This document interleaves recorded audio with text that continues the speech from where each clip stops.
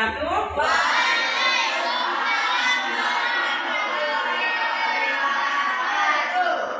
Selamat pagi anak-anak. Selamat pagi. Hari ini kita akan membuat keyakinan atau kesepakatan kelas yang akan melalui 3 tahap ya. Nanti yang pertama kelas seperti apa yang kalian impikan, nanti boleh kalian tuliskan di sticky note ini, kemudian kalian tempel. Yang kemudian langkah-langkah apa yang harus kalian lakukan untuk mewujudkan kelas yang kalian impikan.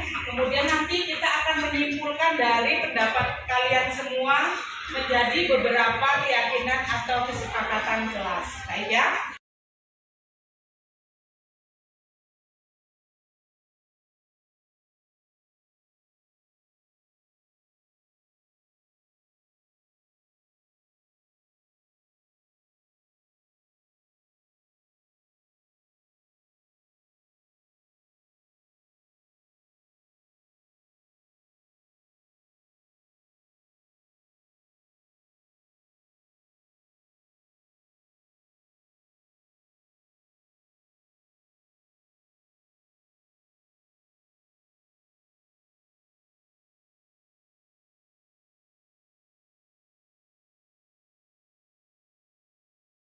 Kelas impian yang kalian inginkan, Ibu baca ya. Ada kelas yang bersih dan nyaman, tidak ada sampah. Saya ingin saat belajar hening, tidak berisik, bersih, nyaman, dan sampah tidak berserakan. Jajan harus buang di kotak sampah. Bersih, nyaman, tidak ada bullying, tidak mengejek atau bullying ya. Ini bersih, nggak berisik, bersih, nyaman, bersih, bersih. Kelas impian inginnya bersih. Bersih, nyaman, bersih, nyaman. Sebagian besar berarti kalian menginginkan kelas yang bersih, nyaman, dan aman ya, indah tentunya. Baik, yang aman, yang nyaman, kalau bersih jelas tidak ada sampah ya, bersih, kemudian semua tertata rapi. Kalau aman berarti tidak ada anak atau kawan yang merasa cemas atau takut ya, takut berada di sekolah, tidak ada. Kemudian kalau nyaman berarti tidak ada rasa tidak ada rasa cemas, jadi mau berpendapat, mau ngobrol sama kawannya itu tidak ada sungkan ya. Jadi kalian saling menyayangi, saling menghormati antar teman sejawat ya, gitu ya. Baik, kalian sudah memiliki kelas impian. Sekarang langkah apa atau tindakan-tindakan apa yang harus kalian wujudkan atau kalian laksanakan untuk mewujudkan kelas impiannya?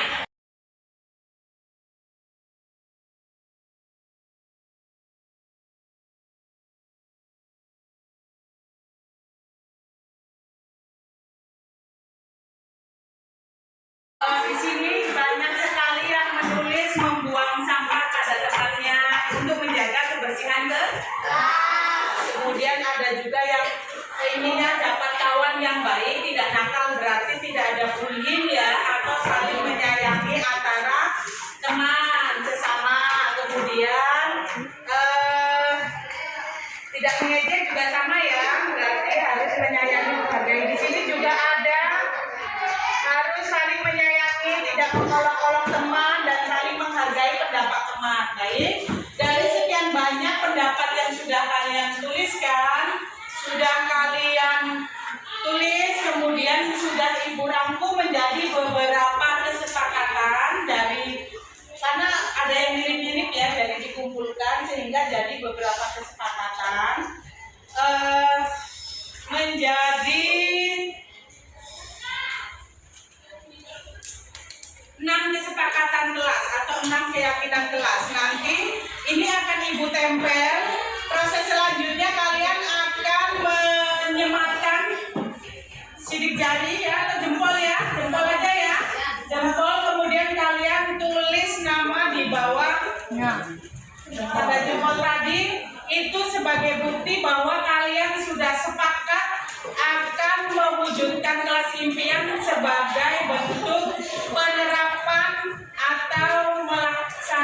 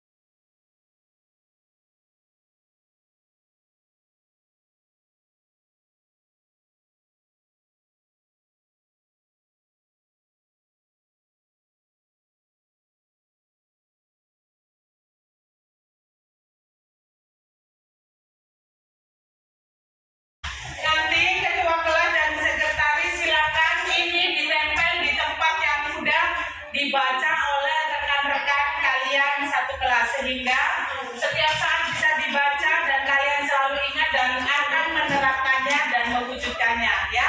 Ketua kelasnya Aldi dengan siapa?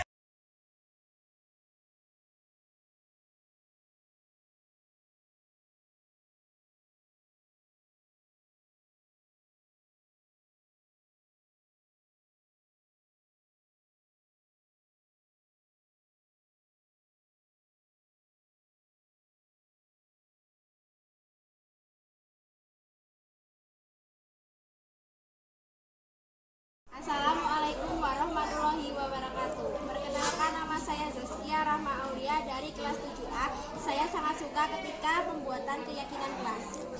Assalamualaikum warahmatullahi wabarakatuh. Saya Safa Amri Azara dari kelas 7A. Saya sangat gembira saat membuat keyakinan kelas. Assalamualaikum warahmatullahi wabarakatuh. Saya bernama Faizal Rahman dari kelas 7A.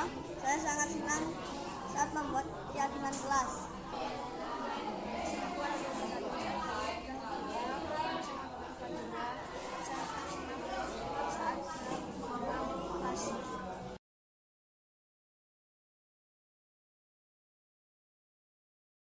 Menurut saya, pembuatan keyakinan kesepakatan kelas sangat penting karena agar kelas menjadi nyaman dan aman. Ya, penting karena bisa membuat kelas lebih aman dan nyaman. Ya, penting karena membuat kelas lebih aman dan tertib. Ya, penting karena kelasnya bikin bersih dan aman.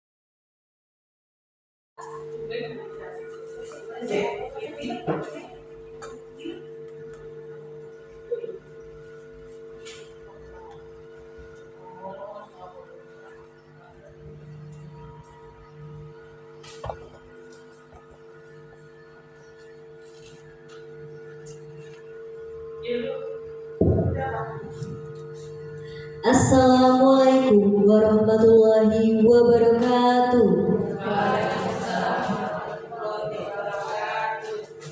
Yang terhormat Ibu Tuti Rusmiati, Sarjana Pendidikan selaku Kepala dan CGB SMP Muhammadiyah 2 Gadingrejo.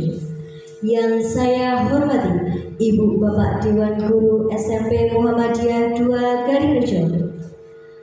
Pertama, marilah kita panjatkan puji dan syukur kepada Allah Subhanahu wa Ta'ala yang telah memberikan limpahan rahmat berupa kesehatan, sehingga kita dapat berkumpul di acara pada siang hari ini dalam acara Diseminasi Budaya Positif. Sholawat serta salam marilah senantiasa kita sanjungkan kepada junjungan kita, Nabi besar Nabi Muhammad SAW, yang telah memimpin kita menuju zaman yang penuh barokah ini. Baiklah, untuk acara yang pertama yaitu pembukaan. Marilah kita buka acara ini dengan mengucapkan lafaz basmalah. Bismillahirrahmanirrahim. Acara selanjutnya yaitu menyanyikan lagu Indonesia Raya. Kepada yang bertugas disilakan. Hadirin dimohon berdiri.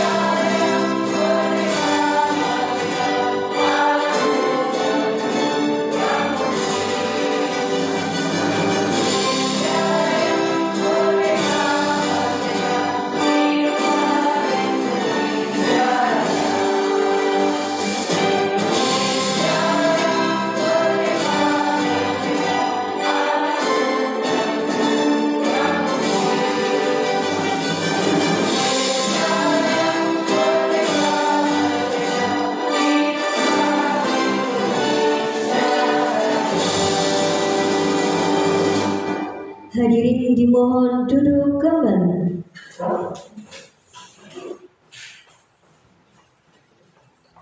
Acara selanjutnya yaitu sambutan yang akan diberikan oleh Ibu Sia Fitriana, Sarjana Pendidikan selaku Wakakurikulum SMP Muhammadiyah 2 Gadingrejo. Kepadanya disilakan. Bismillahirrahmanirrahim. Assalamualaikum warahmatullahi wabarakatuh. Yang saya hormati Ibu Tuti Rusmiati selaku Kepala SMP Muhammadiyah 2 Gadingrejo. Yang saya hormati Bapak Ibu Dewan Guru yang insya Allah dalam kondisi sehat walafiat.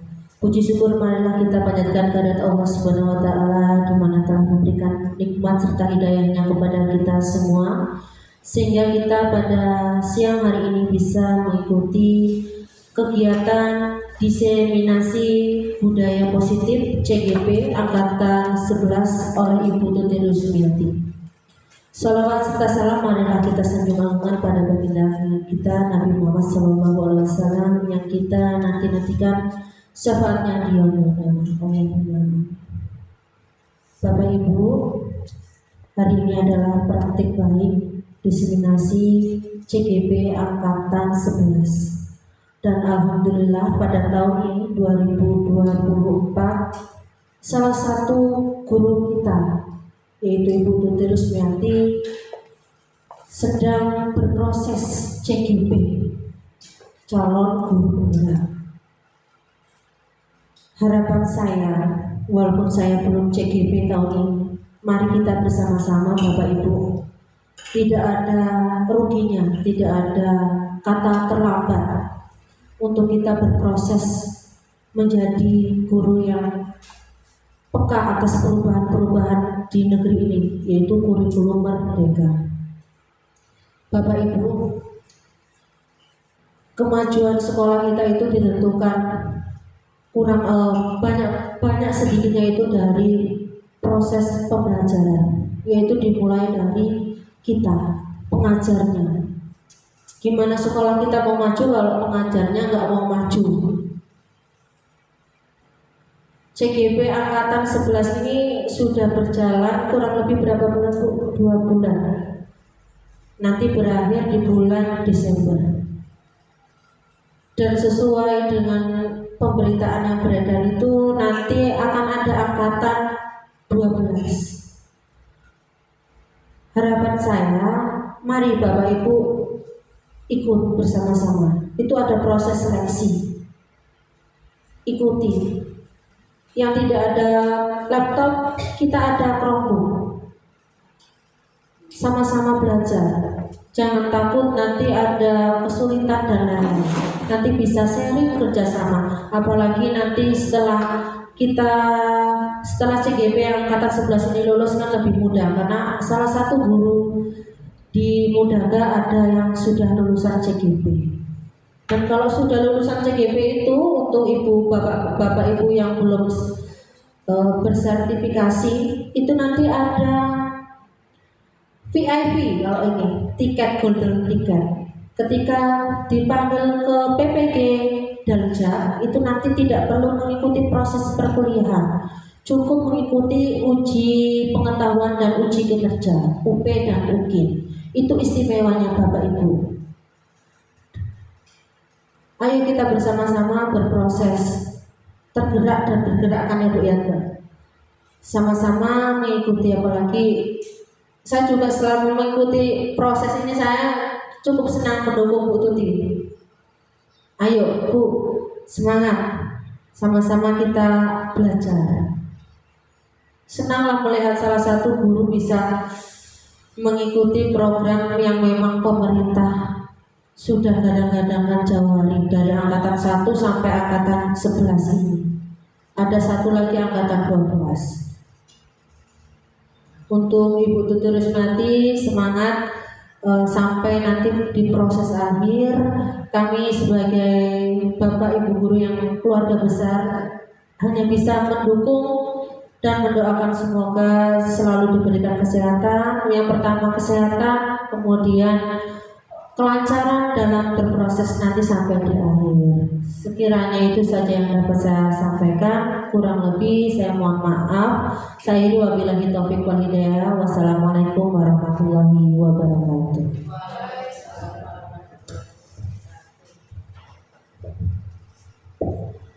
Terima kasih saya ucapkan kepada Ibu Siam atas sambutannya. Hadirin yang saya hormati, semua rangkaian acara pembukaan diseminasi budaya positif telah kita laksanakan. Mari kita tutup dengan mengucap lafaz hamdalah. Alhamdulillah. Acara selanjutnya akan diambil alih oleh CGP Ibu Tuti Rusmiati.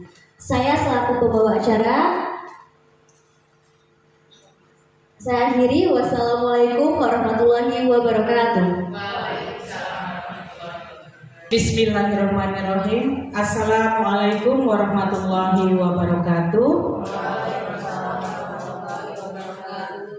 Bapak Ibu, terima kasih pada hari ini menyempatkan hadir pada kegiatan saya di aksi nyata modul 1.4, yaitu diseminasi budaya positif.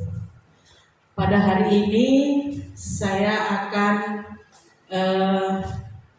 memberikan ilmu yang saya dapat di modul 1.4 ini kepada Bapak Ibu semua.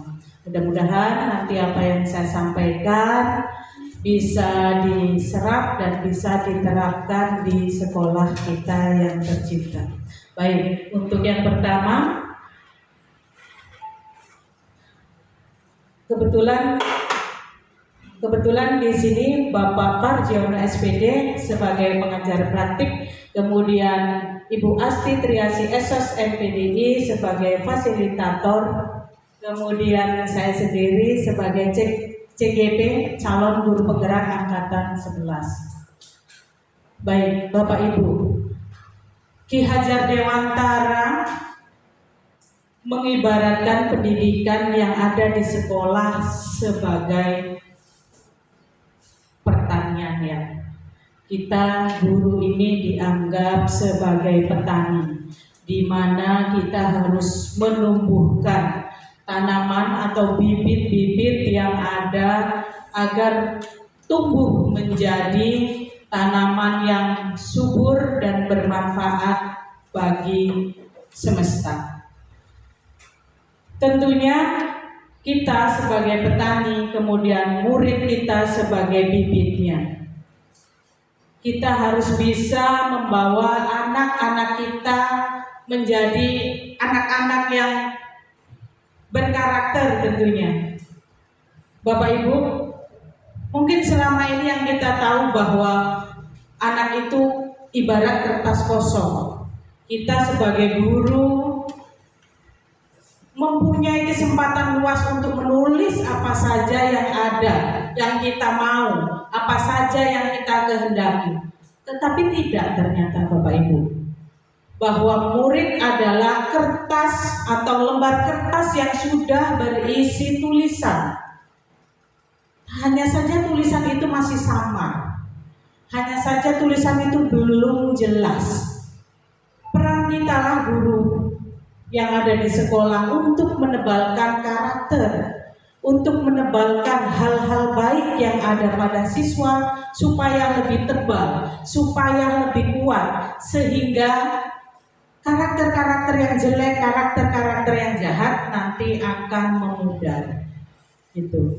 Tujuan pendidikan menurut Ki Hajar Dewantara adalah menuntun segala kodrat yang ada pada anak-anak agar mereka dapat mencapai keselamatan yang setinggi-tingginya, baik sebagai manusia maupun sebagai anggota masyarakat.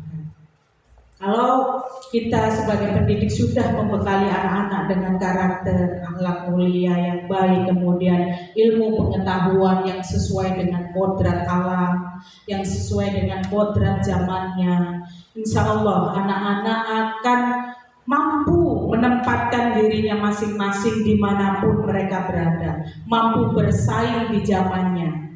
Itu ya Bapak Ibu. Bapak Ibu, pada hari ini Ada 6 poin yang akan saya sampaikan. Yang pertama, disiplin positif dan nilai-nilai kebajikan universal. Yang kedua, teori motivasi, hukuman dan penghargaan dan restitusi. Yang ketiga, keyakinan kelas. Yang keempat, kebutuhan manusia dan dunia berkualitas. Kemudian yang kelima, restitusi untuk 5 posisi kontrol. Yang keenam, restitusi untuk segitiga restitusi. Untuk eksplorasi konsep yang pertama, disiplin positif dan nilai-nilai kebajikan universal. Baik, pertanyaannya Bapak Ibu. Pertanyaan pemantiknya. Yang pertama, hukuman dapat mendisiplinkan anak. Kira-kira betul nggak Pak pertanyaan itu Pak? Kalau hukuman mampu mendisiplinkan anak. Hukuman dapat mendisiplinkan anak. Menurut saya itu hukumannya yang mungkin setuju,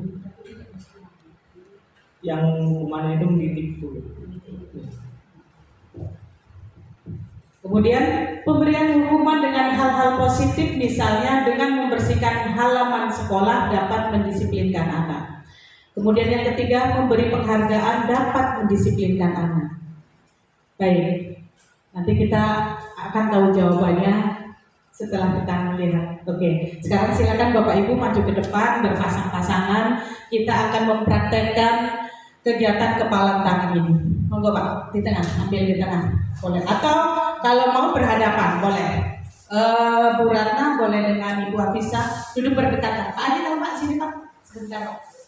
Untuk kegiatan kepalan tangan ini. Nah, berdekatan saja, Pak. Satu meja. Pindah dulu. Nah, baik. Ya sudah berpasangan ya. Duduk aja nggak apa-apa, duduk aja nggak apa-apa. Baik, perhatikan. Yang di situ mau ikut sama dengan Bu Galuh nggak apa-apa. Oke. Nah, boleh ya, belum ya. Silakan sambil duduk tidak apa-apa. Yang pertama ada A dan B. Anda dan teman Anda ambil kertas kecil, tulislah sesuatu yang sangat berharga. Genggamlah kertas tersebut dengan sekuat tenaga. Rekan Anda, B, dengan berbagai cara akan mencoba membuka kepalan tangan Anda yang berisi tulisan sesuatu yang berharga tadi. Nah, dengan berbagai cara, mau merayu boleh, dengan menghardik boleh, ngancem boleh, nyuap keluarin duit nih supaya mau bukain kepalan tangannya boleh. Atau bagaimana, terserah caranya, yang penting Anda sudah berusaha maksimal supaya rekan Anda mau membuka kepalan tangan. Tapi durasinya dibatasin ya, 30 detik. Silakan. Misalnya Pak Rifat yang A, silakan Pak Rifat menulis sesuatu yang berharga, nanti bergantian. Nanti Pak Agi nulis, Rifat juga berusaha membuka. Baik, silakan ditulis sesuatu yang berharga yang Bapak Ibu benar-benar kepingin punya anak Ibu atau apa yang berharga lah. Itu nggak boleh dikasih orang, nggak boleh diminta orang. Jadi memang sesuatu yang benar-benar sama Bapak Ibu itu harus dijaga supaya tangan kepala itu jangan sampai terbuka gitu. Silakan. Ibu nggak punya sesuatu yang berharga, Bu? Bingung? Kenapa, Bu? Nggak usah sebutkan suami, misal. Uang boleh. Ada. Boleh ya, sudah? Sudah, silakan. Silakan ditulis di kertas kecil saja. Sudah? Sudah semua? Sudah, baik. Sudah ya, sudah digenggam. Siapa yang menjadi A sekarang? Miss Adel dulu. Oh, Bu Lucy yang mau genggam bagian pertama. Kecil aja Bu, nanti genggamnya. Nanti kecil aja. Ini tulisan. Bagaimana caranya Bu Lucy mempertahankan kan? Ya, iya. Miss Adel boleh dengan menghardik boleh. Bukan nggak? Ambil mendelik gitu. Supaya bagaimana caranya Bu Lucy mau membuka, gitu ya. Baik, siap ya. Waktunya hanya 30 detik. Kita mulai dari sekarang. silakan.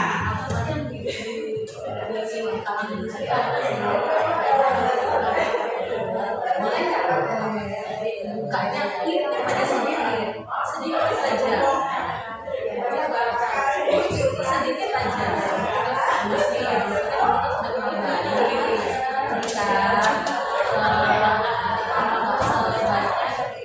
Boleh maksa ya, boleh maksa dipegang tangannya bisa keras, boleh, boleh.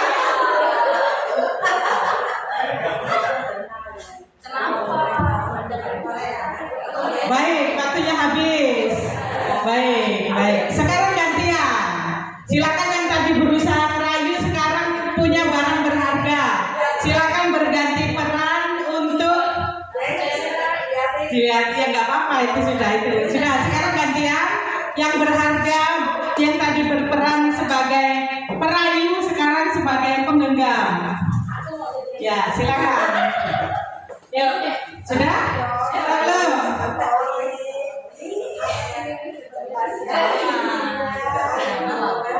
Sudah? Ya, waktu dimulai. Silakan.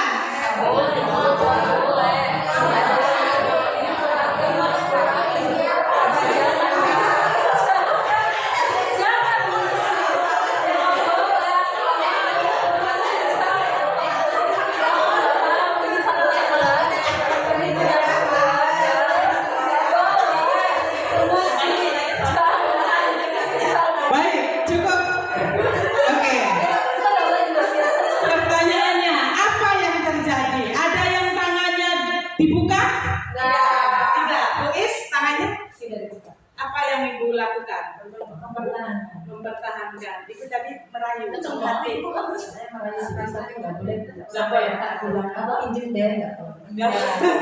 Sudah berbagai cara. Baik. Jadi semua hari ini gagal ya. Gagal membuka kepalan tangan kawannya. Oke. Sekarang Bapak Ibu perhatikan. Pada saat Bapak Ibu sudah dirayu, sudah dihardik, diancam, gak ada yang ngeluarin duit tadi ya. Coba disuap. Siapa tahu mau. Iya kan? Nah, apapun caranya, apapun. Kalau si penggenggam tangan tidak mau membuka, tidak akan terbuka, tidak akan terjadi membuka kepalan tangan itu. Berarti apa? Siapa yang menjadi pengontrol? Diri sendiri. Orang lain itu tidak ada yang bisa mengontrol kita kecuali diri kita sendiri. Itu ya maksudnya kegiatan kita barusan. Ya. Baik, yang pertama, ini ada teori kontrol atau teori pilihan dari William Glasser. Yang pertama, ilusi bahwa guru mengontrol murid. Selama ini, kalau misalnya Pak Rifat minta tolong sama murid ya, Ardean misalnya, tolong ambilkan sampah itu, bersihkan gitu. Ardean berangkat. Sebenarnya Ardean berangkat itu bukan karena Pak Rifat yang menyuruh, itu hanya ilusi kita aja. Oh, dia bisa motor enggak? Kalau Ardean kan bisa saja ya Pak, tidak mau melakukan kan? Tapi Ardean juga bisa melakukan apa yang kita minta, gitu. Apa yang kita berarti kan sebenarnya tidak ada yang mampu mengontrol orang lain. Tidak ada yang bisa mampu mengontrol murid. Guru itu nggak bisa mengontrol murid gitu. Ini yang pertama. Yang kedua, ilusi bahwa semua penguatan positif, efektif dan bermanfaat. Misalnya kita, kamu cantik deh gitu. Tolong sih ibu belikan batagor dulu di depan gitu. Anak itu mau berangkat, tapi maunya dia itu berangkat bukan karena pujiannya itu. Memang dia mau dipuji cantik, mau dipuji apa, kalau dia nggak mau ya nggak mau aja, gitu kan? Nah, itu. Kemudian yang ketiga, ilusi bahwa kritik dan membuat orang merasa bersalah dapat menguatkan karakter. Misalnya, kamu tolong dong, jangan terlambat terus. Kalau kamu terlambat nanti ibu kena marah loh sama ibu Gebse gitu. Akhirnya kan murid itu, mungkin besok dia nggak terlambat lagi, gitu. Tapi bukan karena itu gitu ya. Kemudian yang terakhir, bahwa orang dewasa memiliki hak untuk memaksa.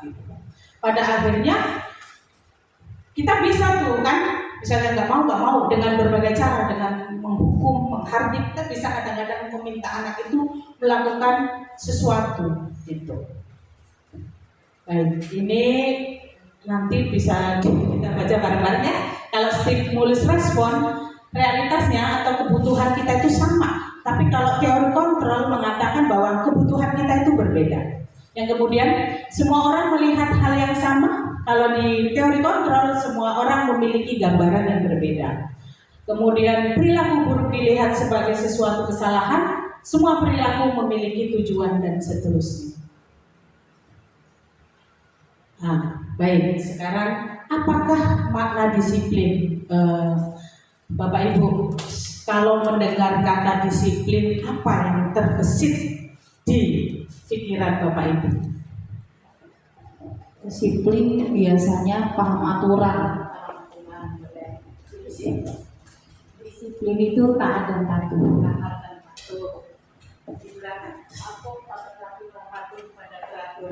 Ibu, ada ibu yang lain? Kalau dengar disiplin, apa yang terbesit di hati Bapak Ibu? Disiplin.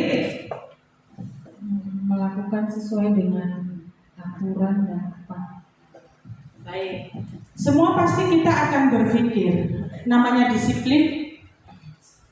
Nah, di dalam budaya kita, makna kata disiplin dimaknai menjadi sesuatu yang dilakukan seseorang pada orang lain untuk mendapatkan kepatuhan. Kita cenderung menghubungkan kata disiplin dengan ketidaknyamanan, kemudian hukuman dan lain-lainnya gitu. Pada saat gak patuh, nanti gak enak aku sama kepala sekolah, datang terlambat. Pada saat ada kegiatan begini gak datang tepat waktu, ada rasa takut dihukum, nanti diberi sanksi gitu ya. Padahal menurut Ki-Hajar Dewantara bahwa di mana ada kemerdekaan, disitulah harus ada disiplin yang kuat. Sungguh pun disiplin itu bersifat self disiplin, yaitu kita sendiri yang mewajibkan dengan sekeras-kerasnya. Tetapi disiplin itu juga kalau akhirnya kita tidak mampu menumbuhkan disiplin itu, pada akhirnya memang harus ada orang lain yang membuat kita disiplin gitu. Baik, disiplin diri dapat membuat seseorang menggali potensinya menuju kepada sebuah tujuan mulia, sesuatu yang dihargai dan bermakna. Dengan kata lain, disiplin diri juga mempelajari bagaimana cara kita mengontrol diri, bagaimana menguasai diri untuk memilih tindakan yang mengacu pada nilai-nilai yang kita hargai, sehingga tujuan mulia yang kita harapkan akan tercapai. Baik ya, nilai-nilai kebajikan adalah sifat-sifat positif manusia, tujuan mulia yang ingin dicapai setiap individu. Seperti telah dikemukakan tadi oleh William Glasser pada teori kontrolnya, menyatakan bahwa setiap perbuatan memiliki suatu tujuan. Bapak Ibu, kalau anak kita di sekolah melakukan kesalahan, pasti mereka ada alasan melakukan itu. Kadang-kadang kita yang sebagai guru yang enggan menggali apa sih alasannya gitu. Ada anak terlambat misalnya, taunya kita menghardik aja, menghukum aja, tidak mau menggali kenapa anak itu terlambat gitu kan, kenapa kok bisa datang terlambat setiap hari gitu. Itu yang dimaksud dengan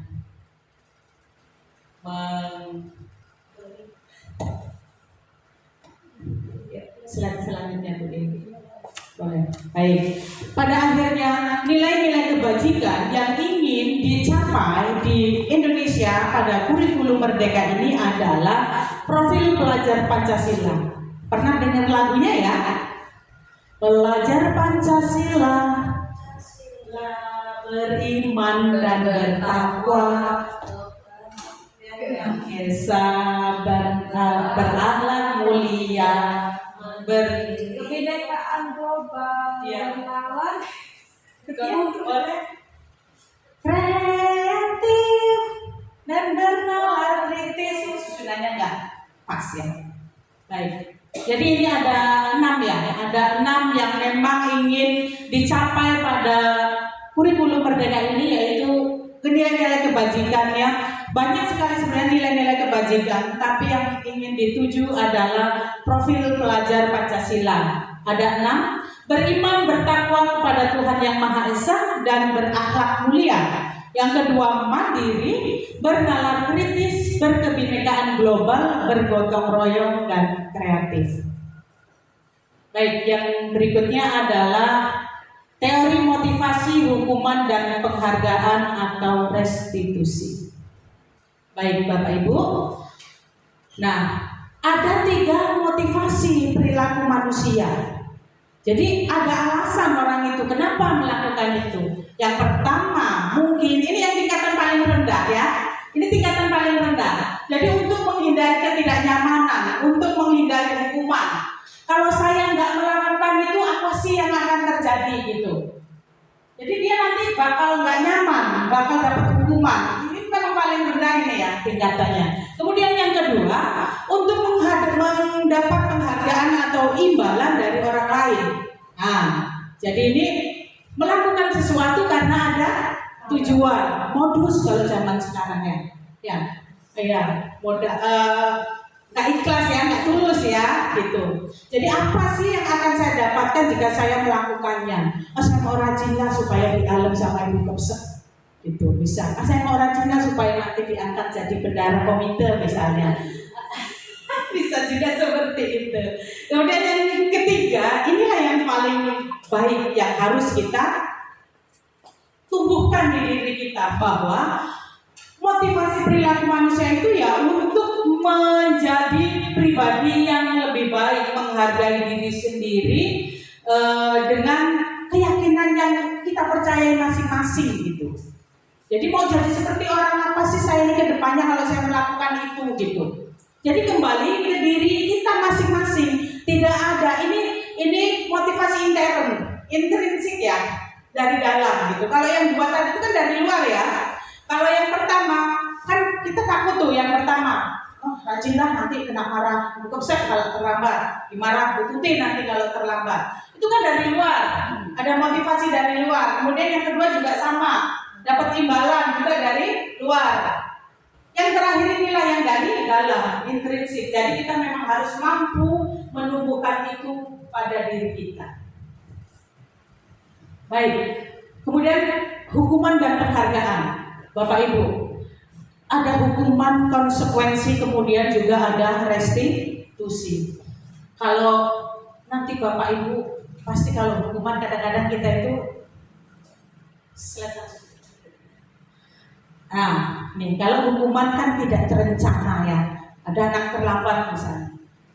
Cepetan, ambil sampah misalnya. Bersihkan lingkungan sekitar. Karena itu refleks ya. Itu namanya hukuman, tidak terencana. Kadang-kadang juga hukuman itu satu arah dari guru aja ke murid. Murid manut aja dengan hukuman yang diberikan. Akhirnya kadang-kadang akan timbul sakit hati karena kadang psikisnya yang kena, bisa juga fisiknya yang kena oleh hukuman ya. Kalau disiplin dalam bentuk konsekuensi sudah terencana, sudah disepakati antara guru dan murid. Kalau konsekuensi itu biasanya kita udah tahu nih, kalau kamu jangan pikir 3 kali berturut-turut misalnya, apa yang mungkin nggak boleh mengikuti materi berikutnya atau harus memenuhi dulu itu. Nah itu konsekuensi. Nah Bapak Ibu, ternyata hal baik itu juga kadang-kadang tidak bagus. Kok ada ya dihukum oleh penghargaan? Nah, kadang-kadang kita ngasih apa ke anak. Itu mungkin efektif untuk jangka pendek. Yang pertama, penghargaan tidak efektif. Ayo cepat, nanti yang cepat selesai mau kasih silver queen. Nah, ayo yang cepat. Itu sebenarnya tidak efektif. Ya. Kenapa? Karena itu tidak akan berlangsung lama, iya kan? kita memberi mereka bintang terus misalnya? Mau sampai kapan kita mau memberi mereka silver queen terus, ya? Anak juga akan lama-lama, udahlah, motivasinya hanya itu gitu. Kemudian penghargaan merusak hubungan. Kadang-kadang kita, beri tepuk tangan buat si A. Ya nggak bisa, ya nggak pernah dapat. Iri, iya bisa timbul rasa iri. Inilah yang dinamakan penghargaan bisa merusak hubungan. Yang ketiga, penghargaan mengurangi ketepatan. Kadang nggak kreatif, mematahkan kreatif anak yang tepat. Anak itu akhirnya diberi penghargaan tidak maksimal melakukannya. Ada yang ya udahlah biarin aja gitu, nggak dapat penghargaan juga nggak apa-apa. Ada juga yang gitu kan. Kemudian penghargaan menurunkan kualitas. Nah, yang udah nggak bisa ya kembali lagi, udah saya nggak bisa. Gitu. Jadi anak-anak malah jadi nggak kreatif. Sama dengan yang penghargaan mematikan kreativitas gitu. Jadi Bapak Ibu, memberi hukuman dan memberi penghargaan adalah hal yang sama. Yang kadang-kadang kita itu nggak sadar, ya kan? Kita tuh nggak sadar bahwa memberi hukuman dan memberi penghargaan itu ya kita itu hanya berusaha mengendalikan perilaku anak, ya kan? Kasih penghargaan supaya anak manut sama kita. Kasih sesuatu biar anak senang saat kita minta tolong gitu. Kasih hukuman supaya dilakukan karena anak takut dengan hukuman gitu. Jadi antara penghukuman dan penghargaan adalah hal yang sama. Karena pada dasarnya tidak ada orang yang mau dikontrol dalam durasi panjang. Gak mau, iya itu tadi. Ya kalau untuk sementara waktu mungkin itu efektif gitu. Tapi kalau ya tidak. Bapak Ibu boleh sambil minum, boleh sambil dimakan ya. Santai, kita belajarnya jangan tegang, sersan. Santai tapi serius. Minum, punya Bu Is juga udah minum. Minum Bu, Pak, boleh disambil itu yang ada. Baik, kemudian kita apa sih restitusi? Restitusi adalah proses menciptakan kondisi bagi murid untuk memperbaiki kesalahan mereka sehingga mereka bisa kembali ke kelompoknya nanti pada akhirnya dengan karakter yang lebih kuat. Itulah kenapa dilakukan restitusi, tidak hanya sekedar menghukum gitu. Ya. Baik, nah, ciri-ciri restitusi. Restitusi bukan untuk menebus kesalahan, tapi untuk belajar dari kesalahan. Baik, kadang-kadang kita gini, misal ada anak yang nyobek buku temennya misalnya, nah yang praktis misalnya, dan nanti kamu gantiin atas arahan kita loh, kamu gantiin bukunya itu nanti ya, karena kamu udah nyobek gitu. Itu bukan untuk itu tujuan restitusi gitu. Itu nanti pada akhir boleh seperti itu, tapi kita berusaha bahwa hal itu tercetus atau keluar sendiri dari anak tersebut, yang memberikan solusi anak itu sendiri gitu, bukan atas arahan kita. Kamu udah nyobek tuh bukunya si A, nanti ganti ya gitu. Tidak begitu. Kemudian yang kedua, restitusi memperbaiki hubungan.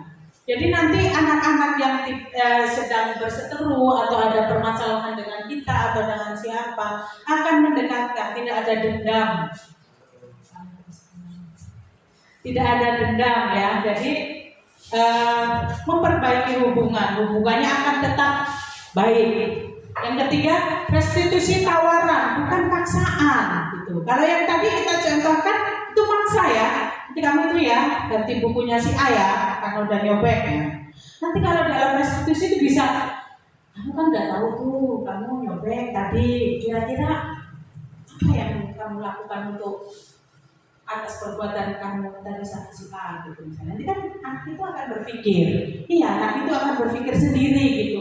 Ya Bu, saya tahu salah, nanti saya minta maaf gitu. Nanti saya juga gantiin bukunya yang udah saya sobek gitu. Tapi dari dirinya sendiri, bukan atas arahan kita sebagai guru. Baik. Restitusi menuntut untuk melihat ke dalam diri, ke anak itu ataupun kepada kita. Jadi pada saat direstitusi, anak itu nanti akan tahu yang saya salah, ada peraturan yang saya langgar, ada orang yang saya sakiti atas perbuatan saya gitu. Kemudian restitusi mencari kebutuhan dasar yang mendasari tindakan. Nah, itu yang saya sampaikan tadi di depan. Setiap tindakan itu ada alasannya. Kenapa anak itu melakukan kesalahan atau melakukan hal-hal yang seharusnya tidak dilakukan. Sama dengan kita. Misalnya Pak Isan misalnya. Setiap habis jam misalnya nggak mau pulang gitu. Kenapa? Kalau saya hanya sebagai itu taunya marah aja. Atau setiap pagi kok berangkatnya selalu telat judal-judal gitu. Kenapa? Kalau saya tahu cuma marah. Nah, tapi kan tidak seperti itu soalnya. Jadi tahu nih Pak Isan kalau pagi harus ngasih makan burungnya itu.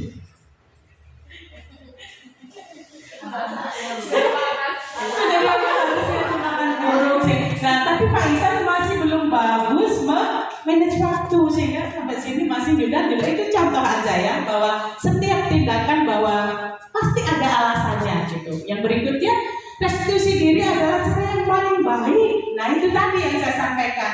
Saat kita mengajak anak berdiskusi, berkolaborasi menyelesaikan masalahnya, nanti akan timbul sendiri, timbul bahwa iya Bu, saya tahu saya salah, nanti saya akan minta maaf Bu, nanti saya akan memperbaiki ini, nanti saya akan ganti pulpennya yang hilang Bu, atau apa dan sebagainya. Tapi itu timbul dari dalam dirinya sendiri.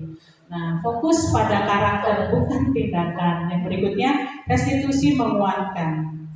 Terus, restitusi fokus pada solusi. Nah, kemudian restitusi mengembalikan murid yang salah pada kelompoknya. Baik, ini yang poin ini begini misalnya.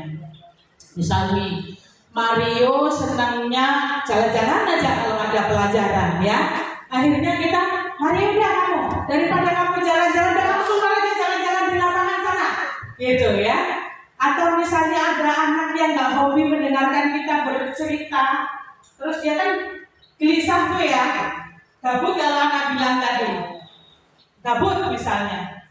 Akhirnya kita mengucilkan, itu kita sebenarnya sedang melakukan itu. Atau kita sebel dengan anak kita, sudah minggat saja kamu dari rumah, gitu misalnya. Pada saat kita melakukan itu, saat kita pergi saja kamu dari rumah ini misal, siapa yang mau memperbaiki atau menebalkan karakter anak itu? Kalau kita suruh dia pergi, ya kan? Iya. Akhirnya jadi apa? Kan kita nggak tahu. Tugas kita sebagai guru, sebagai orang tua, nah anak yang sering jalan-jalan, kok nggak fokus dalam belajar, ditebalkan karakternya, jangan dikucilkan, jangan kemudian malah suruh keluar karena kita nggak mau pusing, sehingga anak tersebut bisa kembali ke kelompok kawan-kawannya dengan karakter yang lebih kuat. Oh, jadi murid yang lebih disiplin, nggak lagi jalan-jalan pas ada jam pelajaran gitu. Ya. Baik, yang ketiga, keyakinan kelas.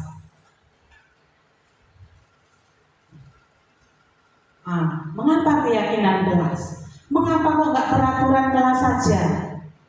Ya, mengapa kita memiliki peraturan tentang penggunaan helm pada saat mengendarai kendaraan motor roda 2? Kenapa Pak? Kenapa kita harus pakai helm kalau naik motor?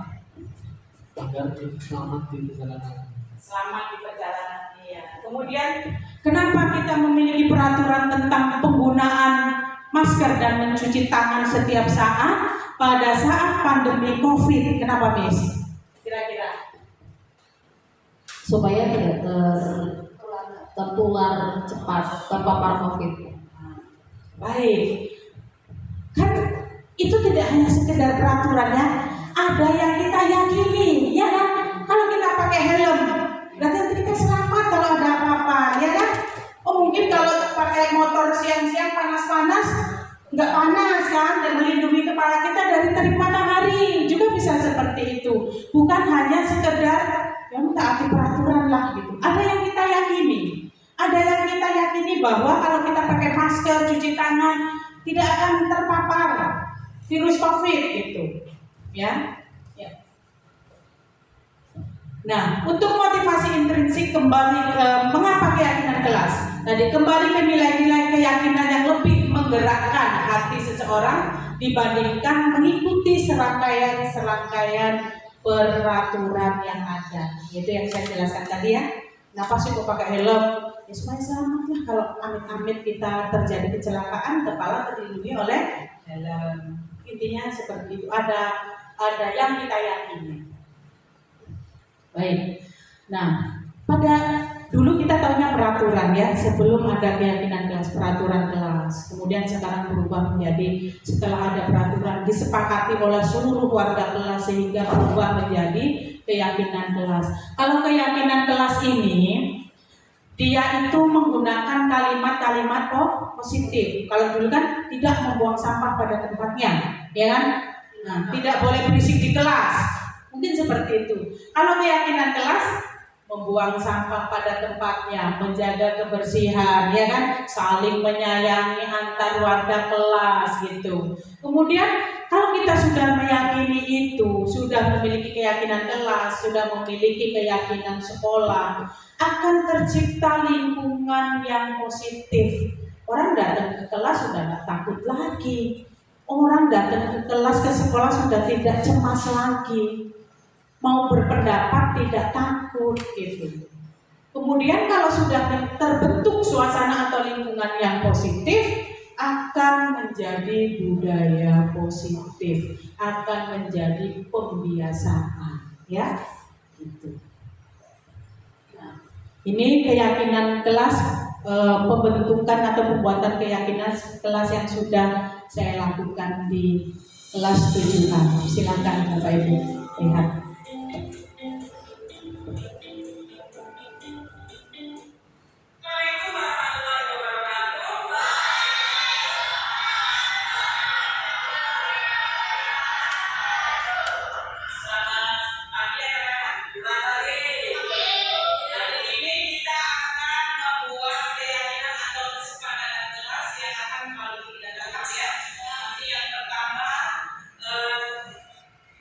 Kelas seperti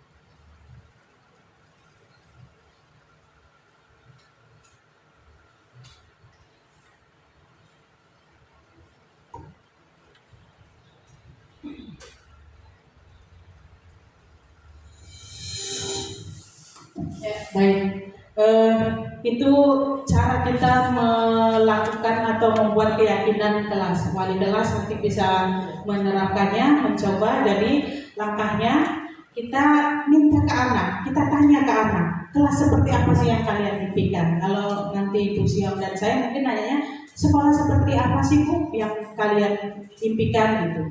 Nah, anak-anak tanya, mau seperti apa? Inginnya yang bersih Bu kelasnya, kemudian yang tidak ada bullying dan sebagainya. Nanti anak-anak itu akan melakukan tindakan-tindakan yang untuk mewujudkan kelas impian mereka.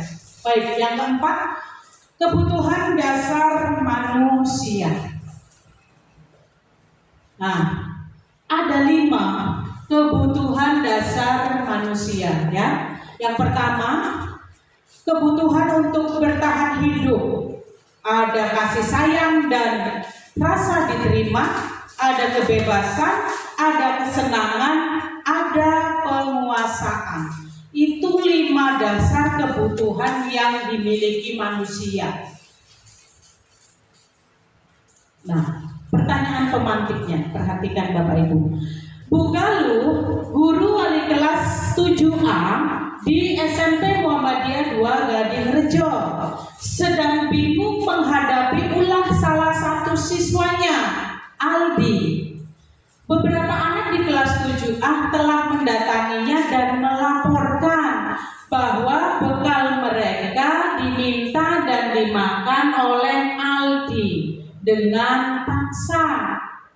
Jika Anda menghadapi situasi seperti Ibu Galuh, apa yang akan Anda lakukan?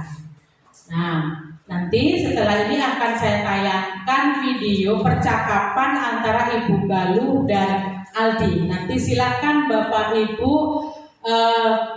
tebak atau sebutkan kira-kira apa alasan Aldi melakukan hal itu. Kira-kira kebutuhan mana yang ingin Aldi penuhi.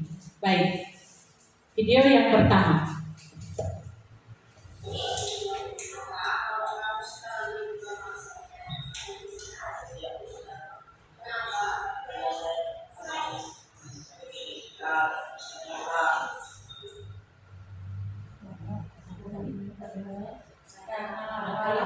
Karena lapar tidak dibawain bekal. Nah, kira-kira dari video itu kebutuhan mana yang ingin dipenuhi oleh Aldi? Bisa tunjuk tangan? Oh boleh, Ibu Rana silakan. Yang kelima sepertinya bertahan untuk hidup. Iya, betul sekali. Karena Aldi menjawab, alasan Aldi melakukan itu, ngambil bekal temennya itu karena lapar Bu. Saya tuh nggak pernah dibawain bekal sama mama saya gitu. Jadi Aldi minta sama kawan-kawannya, mintanya paksa. Ya Aldi lapar supaya bertahan hidup kan, supaya dia tetap bisa bernafas, bergerak, maka dia minta punya kawannya. Baik, untuk kebutuhan bertahan hidup. Yang berikutnya.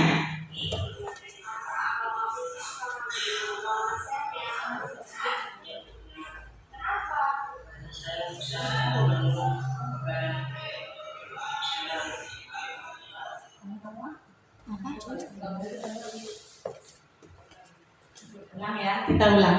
Suaranya kecil.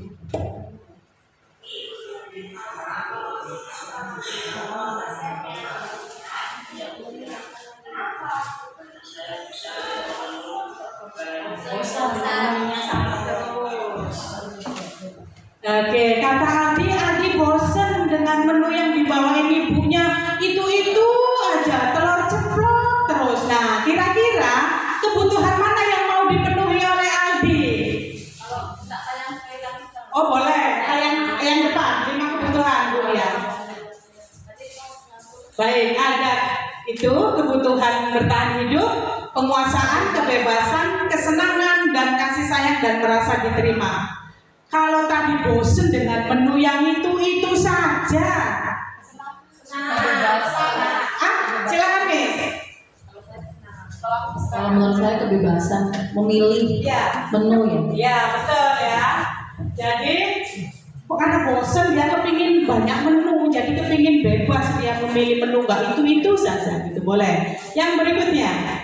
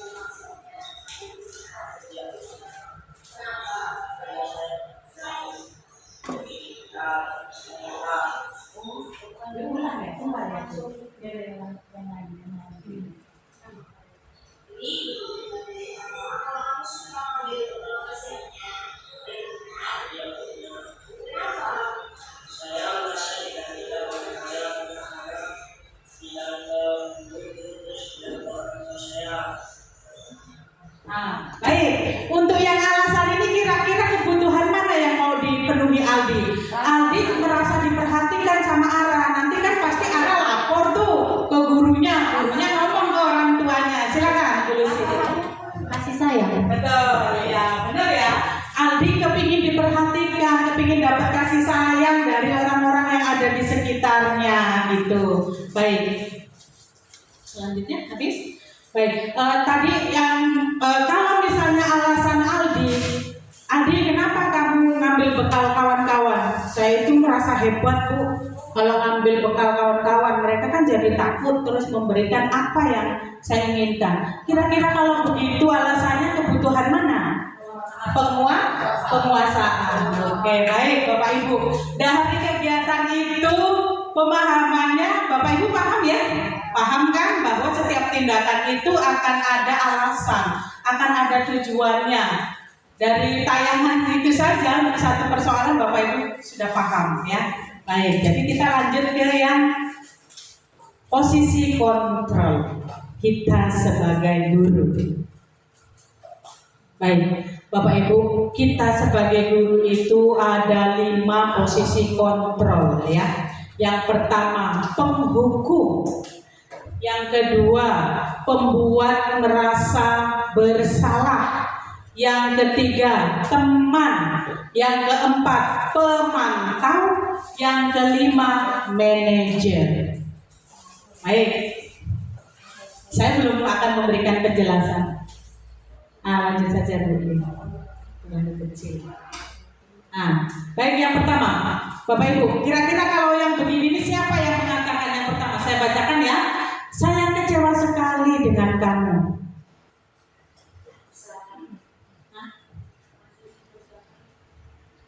Membuat orang merasa bersalah. Kamu tidak pernah benar melakukannya.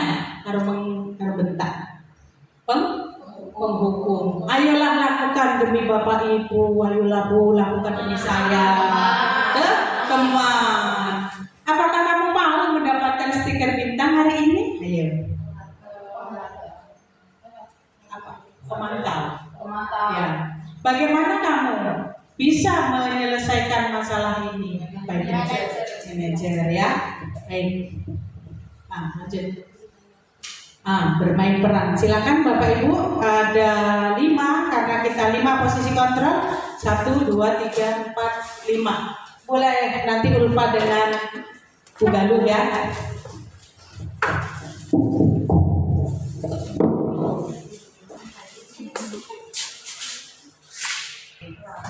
Baik Bapak Ibu, hari ini untuk memahami 5 posisi kontrol guru kita akan bermain peran. Silakan, kelompok mana dulu yang akan maju memerankan apa yang sudah ada di kertas tugasnya?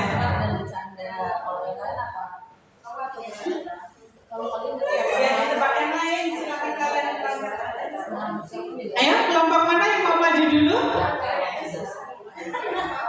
Ulfa sama Galuh. Ibu Ulfa sama Galuh, silakan.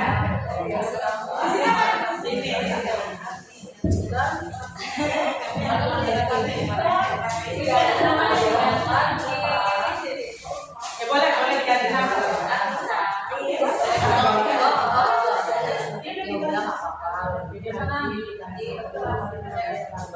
Terlambat lagi, selalu datang terlambat. Kapan bisa tepat waktu? Oke, baik ya. Sudah? Ya. Bapak Ibu, barusan sudah memperhatikan apa yang diperankan oleh Ibu Ulfa dan Ibu Galuh ya. Terlambat lagi. Kapan datang nggak terlambat? Kira-kira apa? Posisi kontrolnya apa itu? Penghukum. Ya, penghukum. Pinter-pinter ini mah. Yuk, yang berikutnya boleh? Oke, Ibu Lucy dengan Miss Adel.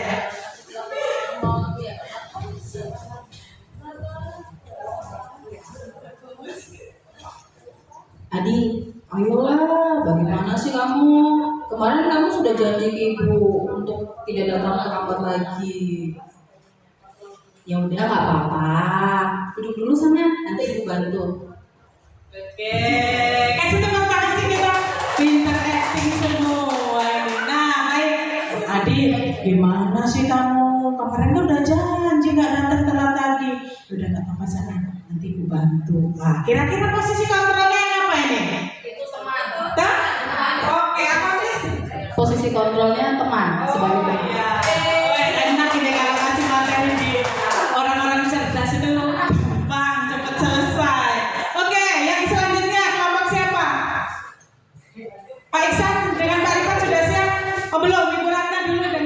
Ibu Afisa, silakan. Saya ngomong nggak apa-apa, kurang benar ya. Yang saya supaya baca kurang benar. Aku masuk ya. Telat ya.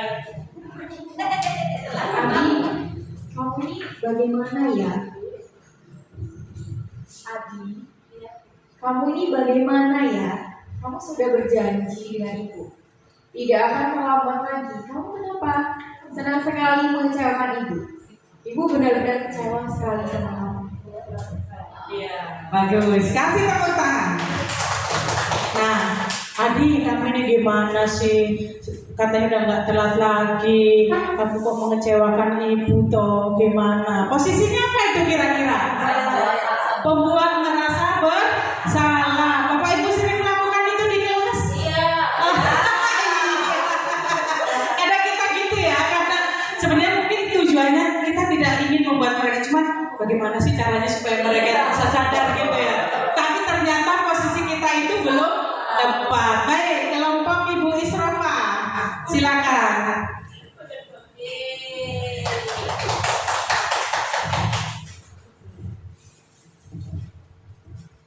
Adik, tahukah kamu jam berapa kita mulai? Iya, Bu. Kamu terlambat 15 menit. Apakah kamu sudah mengerti konsekuensi yang harus dilakukan bila terlambat? Paham, Bu. Saya harus tinggal kelas pada waktu jam istirahat dan mengerjakan tugas-tugas yang tertinggal. Ya, benar. Nanti pada saat jam istirahat, kamu harus tinggal di kelas ya untuk menyelesaikan tugas yang tertinggal tadi. Saya tunggu loh, Adi. Iya, Bu. Terima kasih. Oke. Apa? Manajer. Kita lihat kelompok terakhir. Silakan, Pak Iksan. Kapan lagi main drama?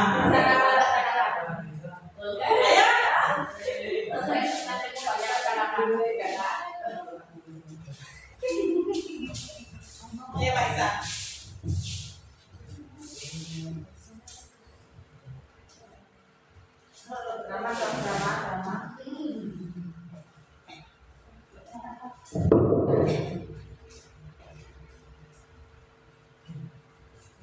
Adi, apakah kamu mengetahui jam berapa sekolah dimulai? Ya tahu Pak, jam 7.00. Ya, jadi kamu terlambat. Kira-kira bagaimana kamu akan memperbaikinya? Saya akan menanyakan tugas sebelumnya biar saya kerjakan. Baik, itu bisa dilakukan. Apakah besok akan ada masalah? Untuk kamu bisa hari tepat waktu ke sekolah? Ya Pak, saya bisa hadir tepat waktu. Baik, saya hargai kamu untuk memperbaiki diri. Terima kasih. Terima kasih. Baik, nah untuk ini kita perhatikan yang dua kelompok terakhir ya. Kira-kira yang barusan apa, yang tadi apa? Ini memantau. Yang ini apa?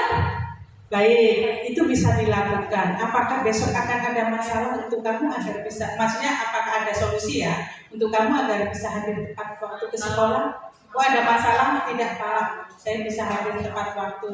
Baik, saya akan usaha apa?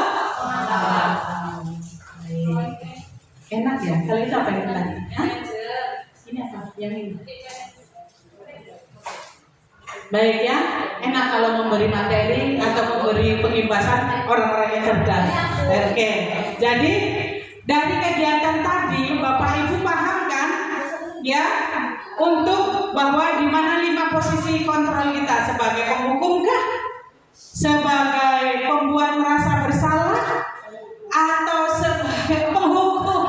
Berurusi penghukum. Kalau misalnya apa? Membuat rasa bersalah. Kalau misalnya ya, dia andalannya gimana Bu Tuti nanti kalau misalnya gitu. Nah itu mungkin Miss Adam pada saat itu tidak tahu ya misalnya itu ya kan kalau hal itu adalah membuat udah ya alhamdulillah ya setelah saya beritahu ya gitu ya. Alhamdulillah berarti ada berkembangkan. Untuk Bu Lucy nanti mudah-mudahan naik level.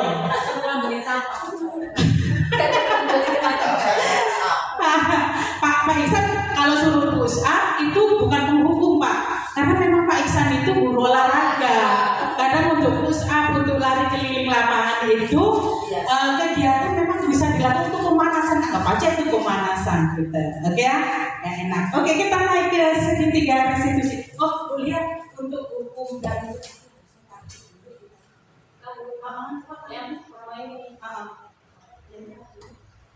ya, Bapak Ibu ada HP ya, silakan dibuka. Ada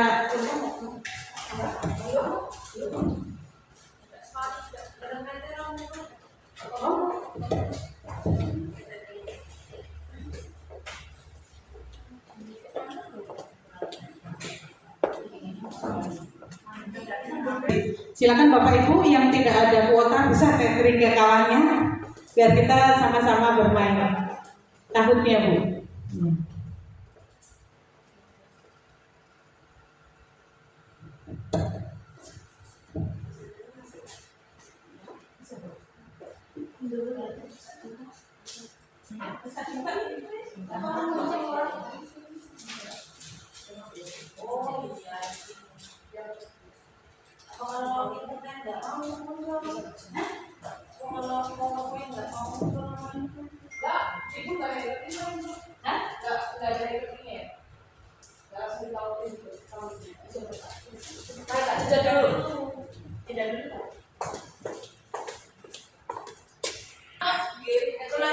Langsung ke Google ya Bapak Ibu, silakan di Google-nya diketik kabut. Nanti tampilannya kayak gini, join. Ya, nanti akan muncul join. Yang ya. Nanti kodenya yang masukkan pinnya ini. Pinnya silakan 7457227.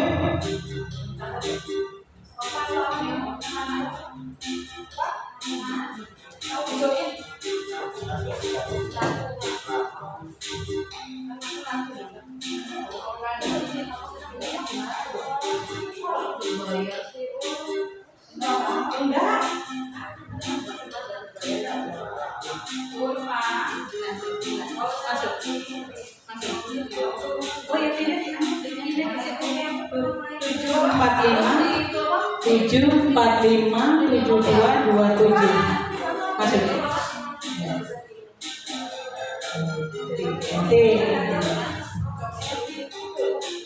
Sudah bisa?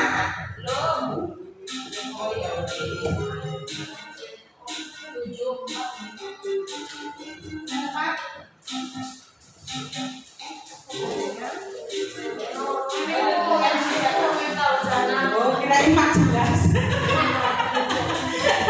Oke, baru Bujana ya. Belum bisa belum?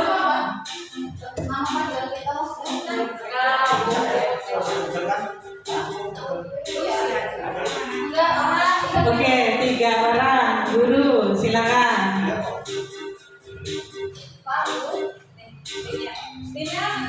Pinnya itu ya 7227.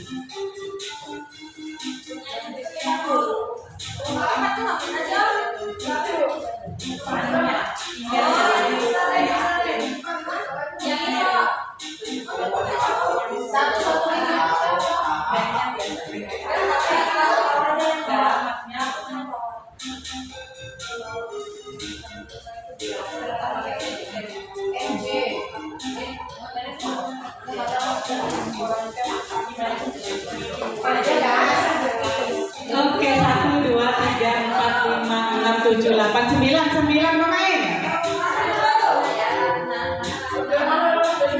Udah, Pak Iksan udah belum Pak?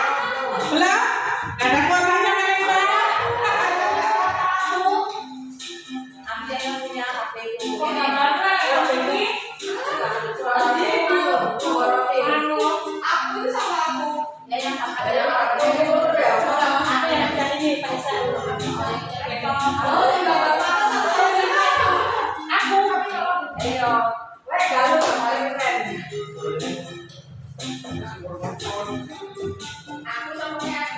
Sudah?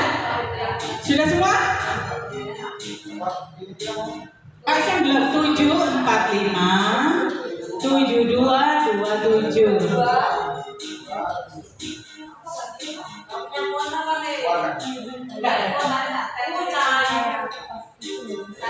Wah, siapa namanya? Masya Allah, Cahayu.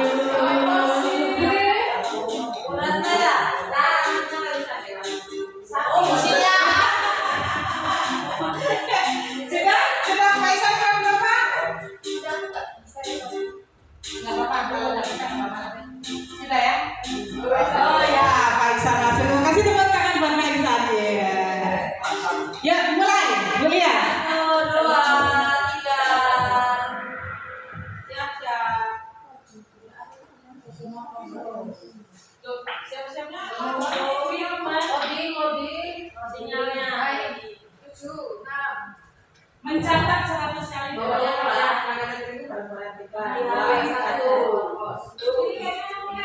Kalau benar ini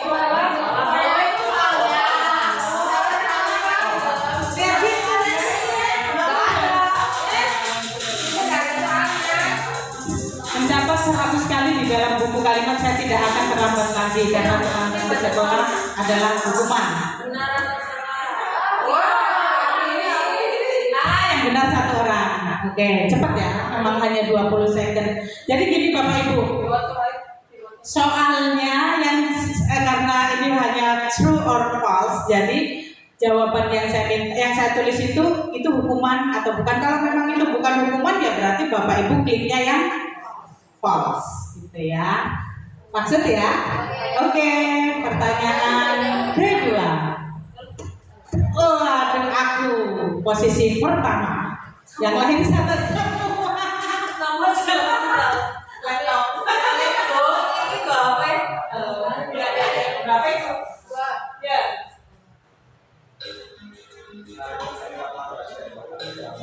Nomor berapa kali?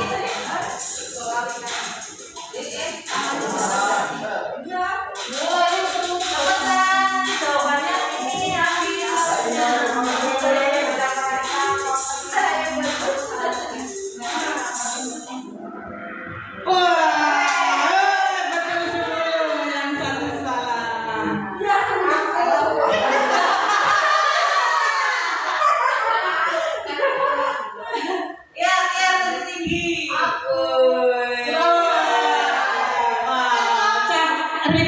posisi 2, Cahayu posisi 3.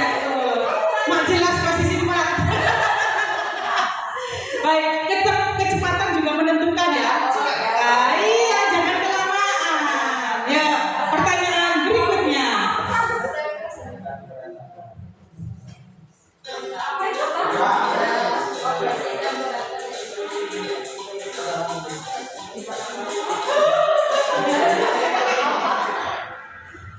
Aduh. Apa yang benar sih? Kamu pastikan karetannya.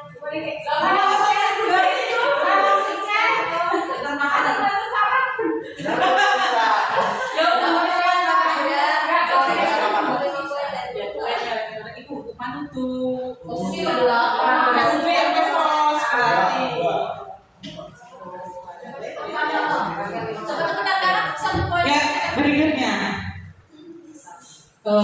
Aku tetap di posisi pertama. Pak Iksan naik posisi 2. Cahayu salah, Cahayu. Kalau salah ketahuan ya anjlok ke bawah. Ya, pertanyaannya keempat.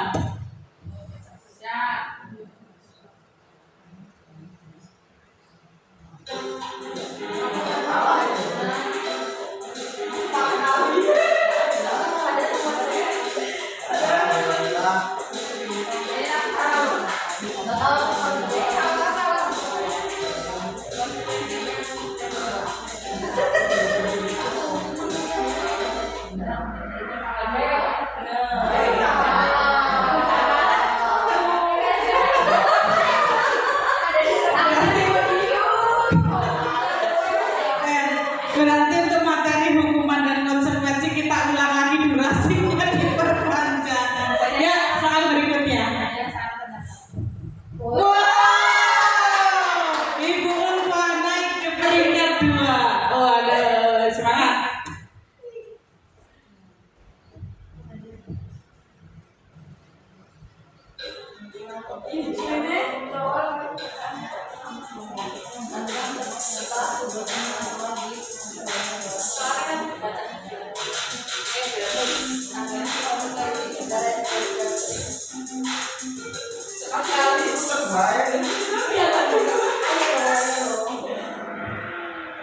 Alhamdulillah, pinter, paham semua.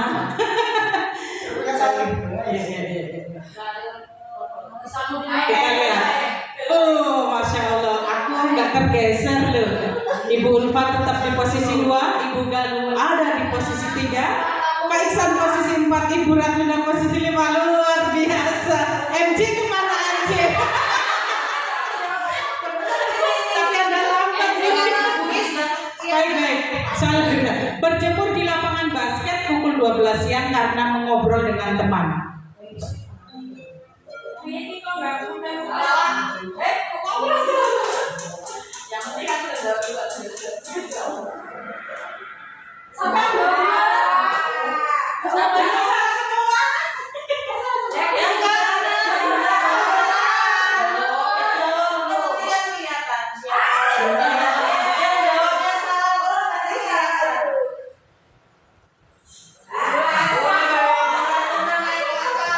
Wah, Ibu Ratuna berada di posisi. Oh, Ibu Lucy naik podium. Oke, pertanyaan 7. Murid diminta bertelanjang kaki karena tidak menggunakan sepatu sesuai peraturan sekolah.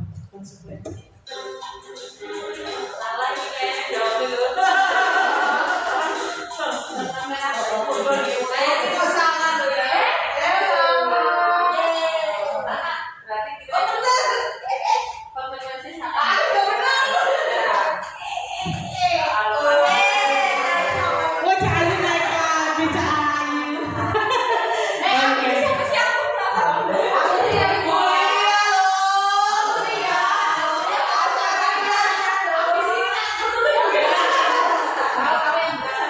Oke.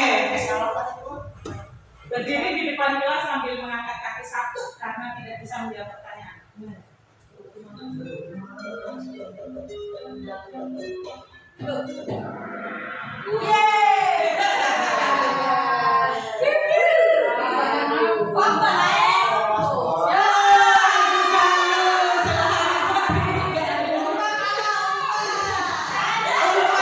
Ibu Ulfa, aduh.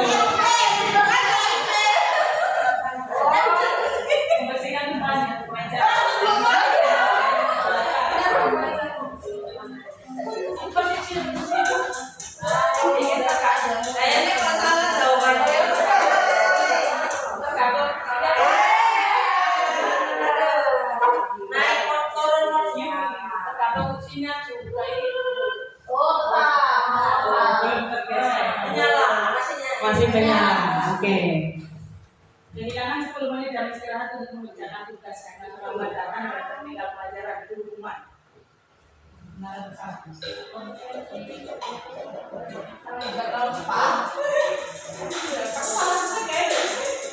kalau salah jawabannya.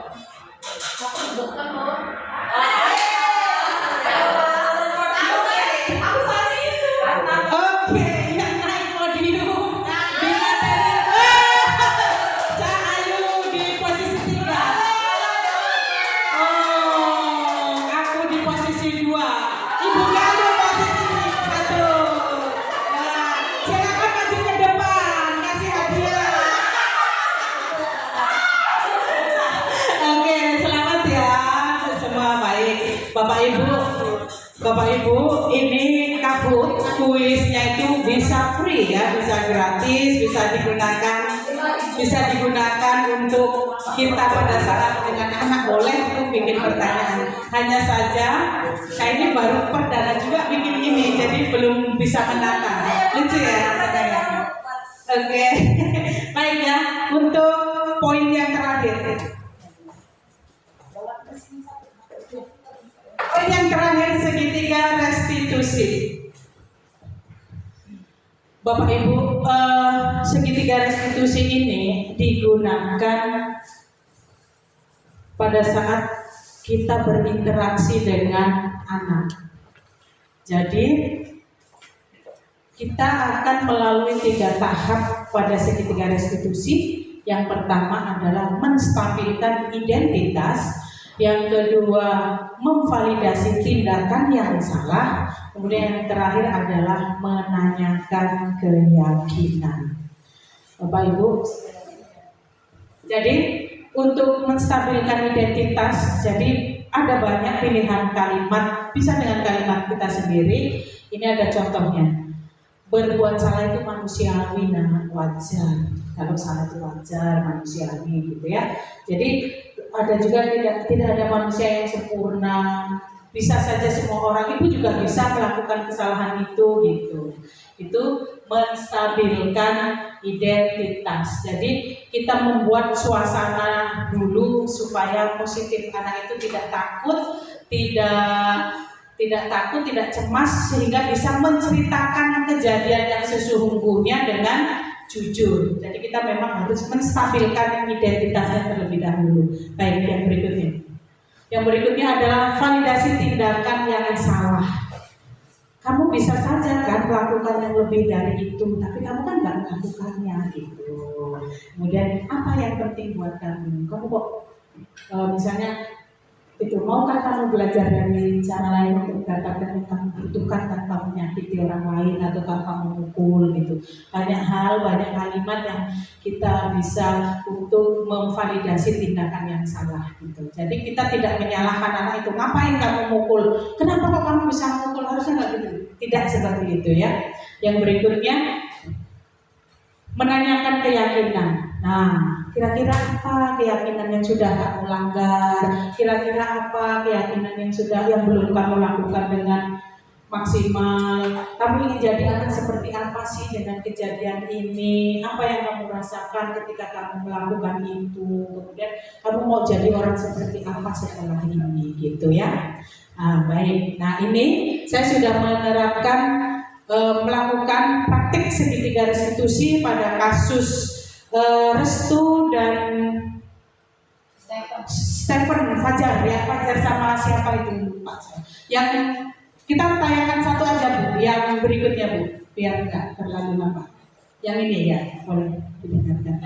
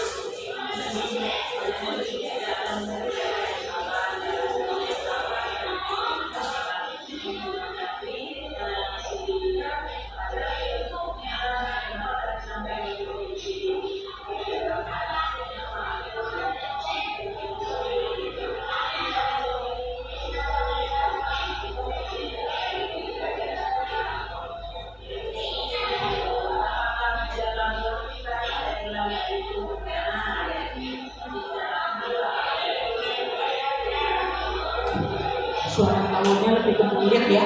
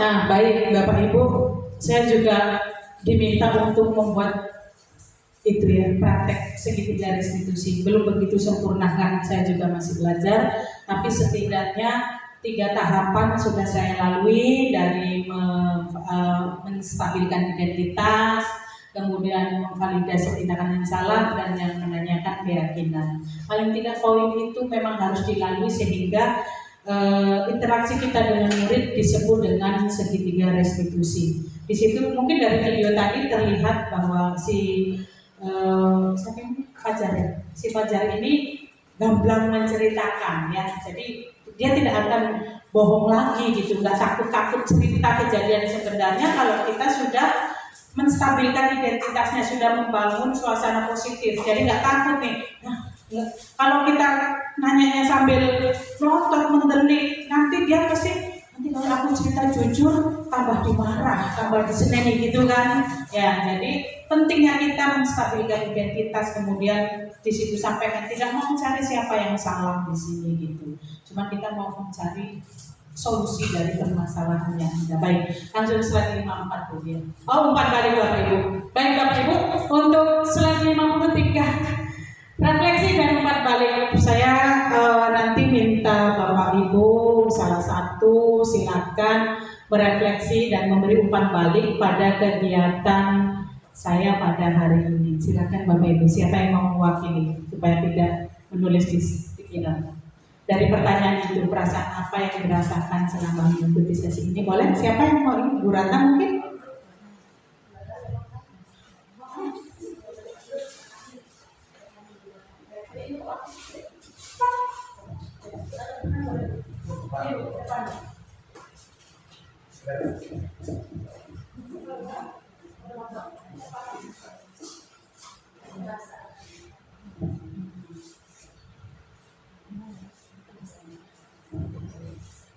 Setelah saya mengikuti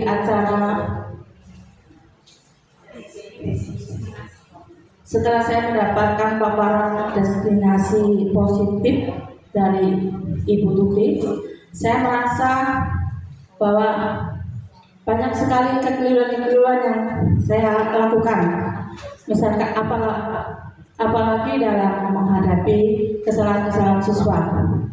Sebenarnya apa yang bisa kayak saya terapkan pada anak-anak, misalnya terlambat itu mungkin dengan terbawa emosi kemudian menghukum. Ternyata dengan paparan yang saya terima hari ini, saya merasa bahwa itu adalah salah, dan banyak sekali ilmu-ilmu yang saya dapatkan atas kesalahan-kesalahan saya itu tadi. Untuk kedepannya, setelah saya mengikuti destinasi budaya positif ini, posisi yang saya akan terapkan adalah itu pikirannya. Mungkin saya akan memperbaiki cara menghadapi siswa. Iya. Akan memperbaiki cara menghadapi keragaman atas kesalahan-kesalahan siswa. Terutama seperti berlaku sebagai teman atau tidak lagi berlaku sebagai penghukum. Saran saya kepada Ibu Tuti, teruslah menjadi yang terbaik agar kita dapat menerima tularan-tularan ilmunya. Terima kasih kepada Bu Tuti. Terima kasih Bu Ratna atas refleksi dan umpan baliknya. Bapak Ibu, demikianlah 6 poin diseminasi budaya positif yang sudah saya sampaikan. Mudah-mudahan apa yang saya sampaikan hari ini bermanfaat buat Bapak Ibu semua, bermanfaat buat sekolah kita supaya kedepannya semakin menjadi sekolah yang dipercaya oleh masyarakat. Terima kasih untuk waktunya hari ini. Saya akhiri. Wabillahi taufiq wal hidayah. Wassalamualaikum warahmatullahi wabarakatuh.